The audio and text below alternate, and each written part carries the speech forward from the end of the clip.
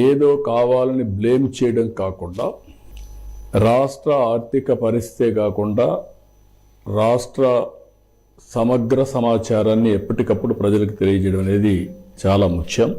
ప్రజలు దీంట్లో భాగస్వాములు కావాల్సిన అవసరం ఉంది.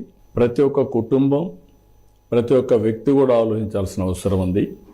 ఈ అప్రోచ్లో multi prolonged. One is clearing pending liabilities, second ensuring welfare, fulfilling promises, focus on development and investments, good governance. ఇక్కడ 3 బడ్జెట్లు పెట్టాం.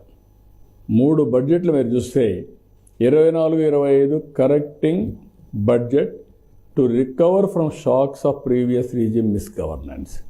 ఆ ఇయర్ అంతా దానికి సరిపోయింది.